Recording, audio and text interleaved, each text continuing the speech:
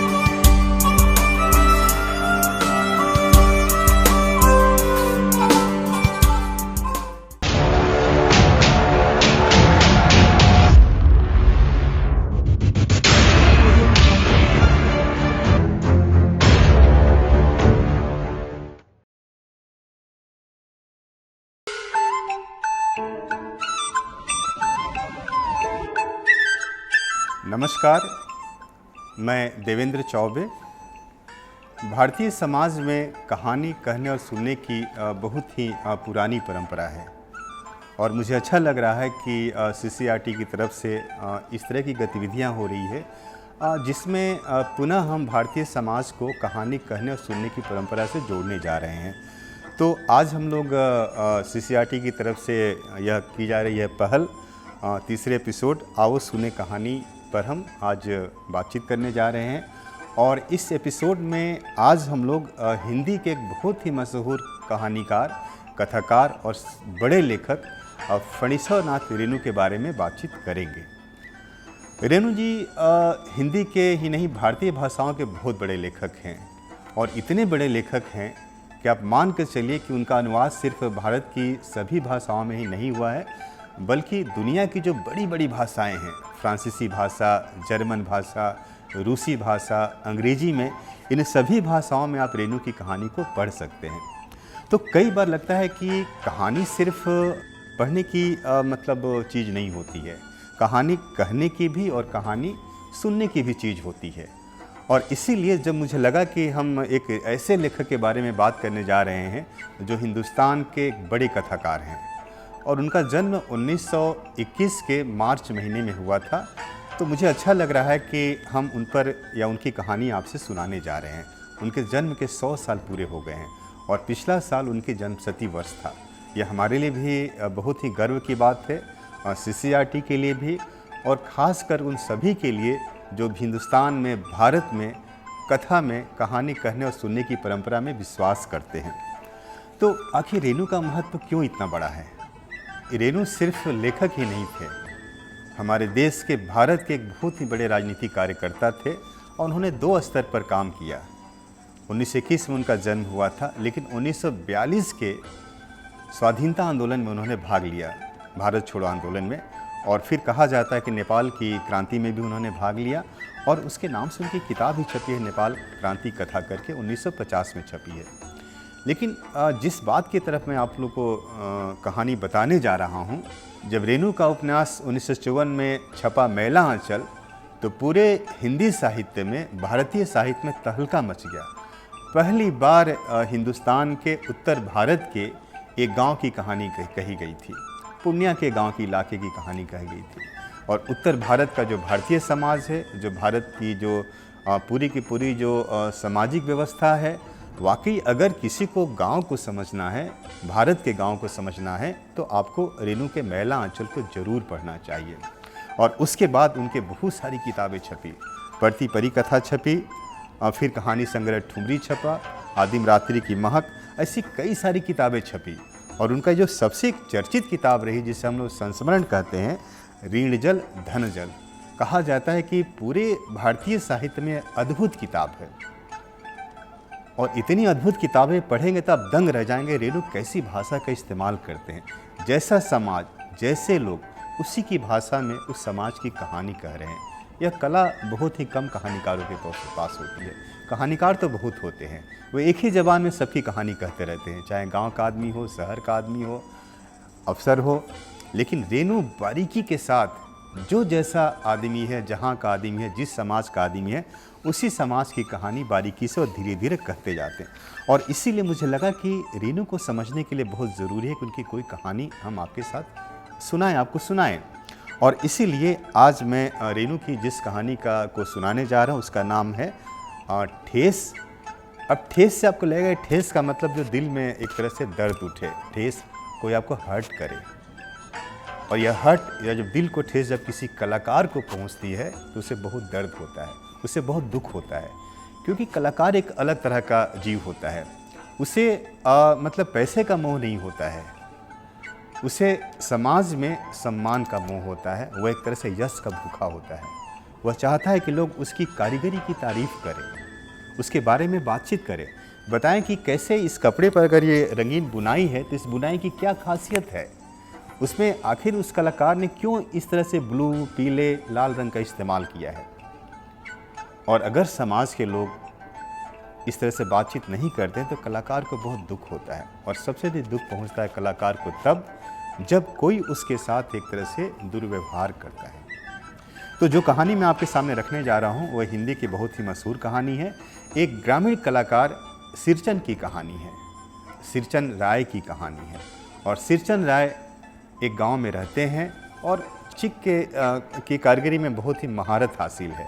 उन्हें बहुत सारी ऐसी कलाएं आती है कि गांव में जो बहुत सारे संसाधन होते हैं, बांस होते हैं, बांस की पत्तियां होती है, फूल होते हैं, पत्ते होते हैं, वहाँ से रंग निकालना, उसका उपयोग करना।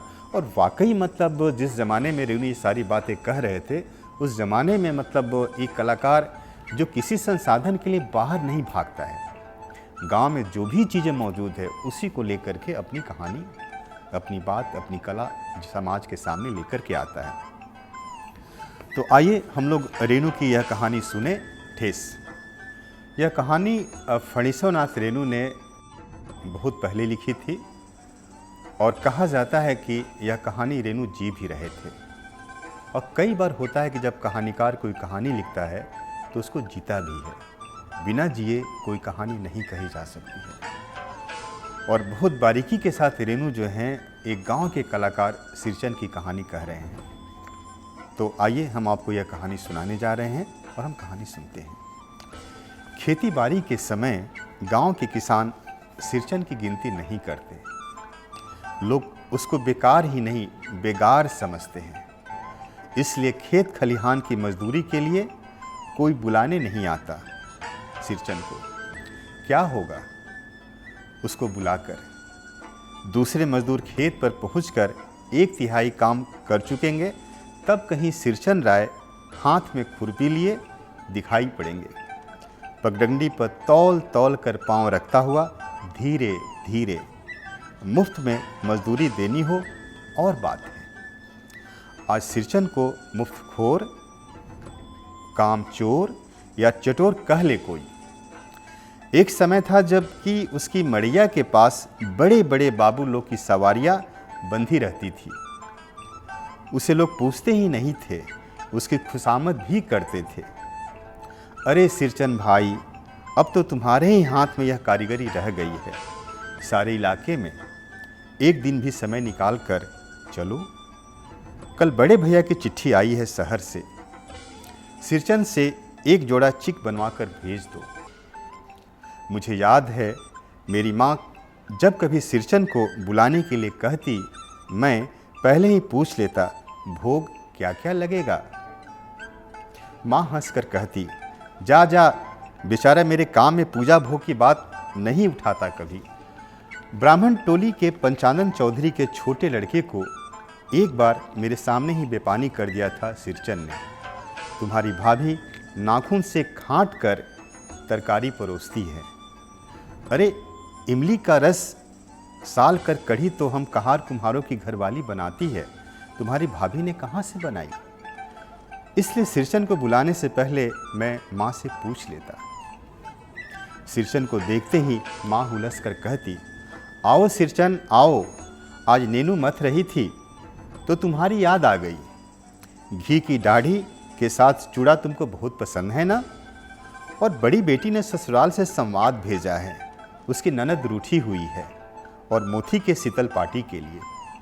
सिरचन अपनी पनियाई जीभ संभाल कर हंसता, घी की सुगंध सूंघकर आ रहा हूँ काकी, नहीं तो इस शादी ब्याह के मौसम में दम मारने की भी छुट्टी कहाँ मिलती है।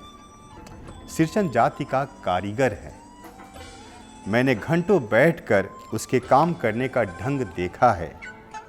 एक एक मोती और पटेर को हाथ में लेकर बड़े जाता से उसकी कूंची बनाता, फिर कुचियों को रंगने का रंग का सुतली सुलझाने में पूरा दिन समाप्त। काम करते समय उसकी तन्मयता में जरा भी बाधा पड़ी कि गेहूं सांप की तरह फुफकार उठता। फिर किसी दूसरे से करवा लीजिए काम। सिरचन मुंहजोर है, काम चोर नहीं। बिना मजदूरी के पेट भर भात पर काम करने वाला कारीगर। दूध में कोई मिठाई न मिले तो कोई बात नहीं, किंतु बात में जरा भी झाल वह नहीं बर्दाश्त कर सकता था। सिरचन को लोग चटोर भी समझते हैं। तली बघारी हुई तरकारी, दही की कढ़ी, मलाई वाला दूध, इन सब का प्रबंध पहले ही कर लो, तब सिरचन को बुलाओ। दुम हिलाता हुआ हाजिर हो जाएगा। खाने पीने में चिकनाई की कमी हुई कि काम की सारी चिकनाई खत्म, काम अधूरा रखकर उठ खड़ा होगा। आज तब अध कपाली दर्द से माथा टंटना रहा है, थोड़ा सा रह गया है, किसी दिन आकर पूरा कर दूंगा। किसी दिन माने कभी नहीं। मोती घास और पटरी की रंगीन शीतल पाटी, बांस की तीलियों की झिलमिलाती चीख, सतरंगे डोर के मोढ़े, भूसी चूनी रखने के लिए मूज की रस्सी के बड़े बड़े जाले, हलवाहों के लिए ताल के सूखे पत्तों की छतरी टोपी तथा इसी तरह के बहुत से काम हैं जिन्हें सिरचन के सिवा गांव में और कोई नहीं कर सकता। यह दूसरी बात है कि अब गांव में ऐसे कामों को बेकाम का काम समझते हैं लोग। बेकाम का काम जिसकी मजदूरी में अनाज या पैसा देने की कोई ज़रूरत नहीं। पेट भर खिला दो, काम पूरा होने पर एकाध पुराना धुराना कपड़ा देकर विदा करो, वह कुछ भी नहीं बोलेगा, कुछ भी नहीं बोलेगा। ऐसी बात नहीं। सिरचन को बुलाने वाले जानते हैं सिरचन बात करने में भी कारीगर है। महाजन टोले के भज्जू महाजन की बेटी सिरचन की बात सुनकर तिलमिला उठी थी। ठहरो, मैं माँ से जाकर कहती हूँ। इतनी बड़ी बात? बड़ी बात ही है बिटिया। बड़े लोगों की बस बात ही बड़ी होती है, नहीं तो दो दो पटेर की पट्टियों का काम सिर्फ खेसारी का सत्तू खिलाकर कोई करवाए भला? यह तुम्हारी माँ ही करा सकती है बबनी, सिरचन ने मुस्कुराकर जवाब दिया था। उस बार मेरी सबसे छोटी बहन की विदाई होने वाली थी। पहली बार ससुराल जा रही थी मानू। मानू के दूल्हे ने पहले ही बड़ी भाभी को खत लिखकर चेतावनी दे दी है, मानू के साथ मिठाई की पतीली न आए। कोई बात नहीं, 3 जोड़ी फैशन वाली चिक और पटेर की 2 शीतल पार्टियों के बिना आएगी मानू तो? भाभी ने हंसकर कहा, बैरंग वापस। इसलिए 1 सप्ताह से पहले से ही सिरचन को बुलाकर काम पर तैनात करवा दिया था माँ ने। देख सिरचन, इस बार नई धोती दूंगी, असली मोहर छाप वाली। मन लगाकर ऐसा काम करो कि देखने वाले देखकर देखते ही रह जाएं। पान जैसी पतली छुरी से बांस की तीलियां और कमानियों को चिकनाता हुआ सिरचन अपने काम में लग गया।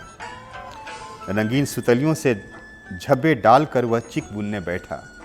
1.5 हाथ की बिनाई देखकर ही लोग समझ गए कि इस बार एकदम नए फैशन की चीज़ बन रही है, जो पहले कभी नहीं बनी। मछली भाभी से नहीं रहा गया। पर्दे के आड़ से बोली, पहले ऐसा जानती कि मोहर छाप वाली धोती से ही अच्छी चीज़ बनती है तो भैया को खबर भेज देती। काम में व्यस्त सिरचन के कानों में बात पड़ गई। बोला, मोहर छाप वाली धोती के साथ रेशमी कुर्ता देने पर भी ऐसी चीज़ नहीं बनती है बहुरिया। मानू दीदी काकी की सबसे छोटी बेटी है। मानू दीदी का दूल्हा अफसर आदमी है। मछली भाभी का मुंह लटक गया। मेरी चाची ने फुसफुसा कर कहा, किससे बात करती है बहू? मोहर छाप वाली धोती नहीं, मुंगिया लड्डू। बेटी की विदाई के समय रोज मिठाई जो खाने को मिलेगी, देखती है ना। दूसरे दिन चिक की पहली पात में 7 तारे जगमगा उठे, 7 रंग के। सतमैया तारा। सिरचन जब काम में मगन होता था तो उसकी जीभ जरा बाहर निकल आती होठ पर। अपने काम में मगन सिरचन को खाने पीने की सूध नहीं रहती। चिक में सुतली के फंदे डालकर अपने पास पड़े सूप पर निगाह पड़ी। चीरा और गुड़ का एक सूखा ढेला। मैंने लक्ष्य किया, सिरचन की नाक के पास 2 रेखाएं उभर आई थी। मैं दौड़कर माँ के पास गया। माँ, आज सिरचन को कलेवा किसने दिया है? सिर्फ चीरा और गुड़? माँ रसोई घर के अंदर पकवान आदि बनाने में व्यस्त थी। बोली, मैं अकेली अकेली कहाँ क्या क्या देखूं? अरे मछली, सिरचन को बुंदिया क्यों नहीं दे देती? बुंदिया मैं नहीं खाता काकी। सिरचन के मुंह में चिवड़ा भरा हुआ था। गुड़ का ढेला सूप के किनारे पर पड़ा रहा अछूता। माँ की बोली सुनते ही मछली भाभी की भौहें तन गई। मुट्ठी भर बुंदिया सूप में फेंक कर चली गई। सिरचन ने पानी पीकर कहा, मछली बहुरानी, मैंने मैके से आई हुई मिठाई भी इसी तरह हाथ खोलकर बांटती है क्या? बस मछली भाभी अपने कमरे में बैठकर रोने लगी। चाची ने माँ के पास जाकर लगाया। छोटी जाति के आदमी का मुंह भी छोटा ही होता है, मुंह लगाने से सर पर चढ़ेगा ही, किसी के नहर ससुराल वालों की बात क्यों करेगा वह। मछली भाभी माँ की दुलारी बहू है। माँ तमक कर बाहर आई। सिरचन, तुम काम करने आए हो, अपना काम करो, बहुओं से बदकुट्टी करने की क्या जरूरत। जिस चीज की जरूरत हो मुझसे कहो। सिरचन का मुंह लाल हो गया। उसने कोई जवाब नहीं दिया। बांस में टंगे हुए अधूरे चीक में फंदे डालने लगा। मानू पान सजाकर बाहर बैठक खाने में भेज रही थी। चुपके से पान का एक बीड़ा सिरचन को देती हुई बोली और इधर उधर देखकर कहा, सिरचन दादा, काम काज का घर है। 5 तरह के लोग 5 किस्म की बात करेंगे, किसी बात की कान मत देना। सिरचन ने मुस्कुराकर पान का बीड़ा मुंह में ले लिया। चाची अपने कमरे से निकल रही थी। सिरचन का पान खाते देखकर अवाक हो गई। सिरचन ने चाची को अपनी ओर अचरज से घूरती देखकर कहा, छोटी चाची, जरा अपने डिबिया का गमकौआ जर्दा तो खिलाना, बहुत दिन हुए। चाची कई कारणों से जली भुनी रहती थी सिरचन से। गुस्सा उतारने का ऐसा मौका फिर कहाँ मिल सकता था। झनकती हुई बोली, मस्खरी करता है, तुम्हारी चढ़ी हुई जीभ में आग लगे। घर में भी पान और गमकौआ जर्दा खाते हो, चटोर कहीं के। मेरा कलेजा धड़क उठा। यत परो नास्ती। बस सिरचन की उंगलियों में सुतली के फंदे पड़ गए। मानो कुछ देर तक वह चुपचाप बैठा पान को मुंह में घुलाता रहा।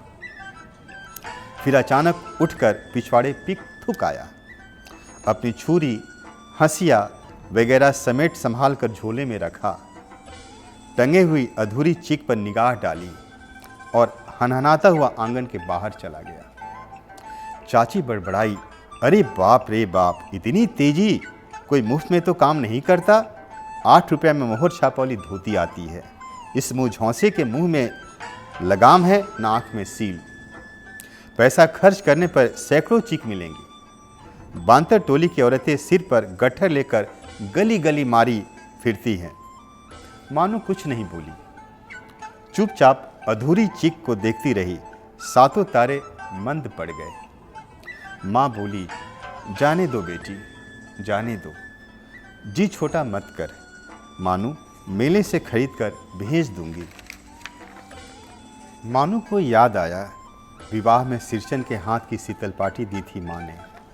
ससुराल वालों ने न जाने कितनी बार खोलकर दिखलाया था पटना और कलकत्ता के मेहमानों को। वह उठकर बड़ी भाभी के कमरे में चली गई। मैं सिरचन को मनाने गया। देखा एक फटी शीतल पाटी पर लेटकर वह कुछ सोच रहा है। मुझे देखते ही बोला, बबुआ जी अब नहीं, कान पकड़ता हूँ अब नहीं। मोहर छाप वाली धोती लेकर क्या करूँगा, कौन पहनेगा। ससुरी खुद मरी, बेटियों को ले गई अपने साथ। बबुआ जी, मेरी घर वाली जिंदा रहती तो मैं क्या ऐसी दुर्दशा भोगता। यह शीतल पाटी उसी की बुनी हुई है।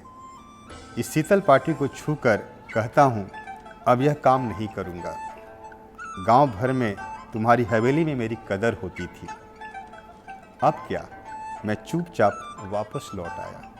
समझ गया कलाकार के दिल को ठेस लगी है, वह अब नहीं आ सकता।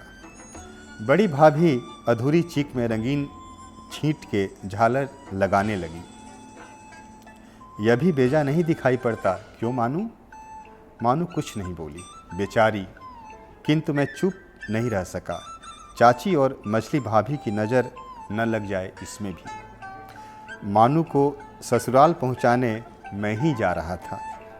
स्टेशन पर सामान मिलाते समय देखा मानू बड़े जतन से अधूरे चीक को मोड़कर लिए जा रही है अपने साथ। मन ही मन सिरचन पर गुस्सा हो आया।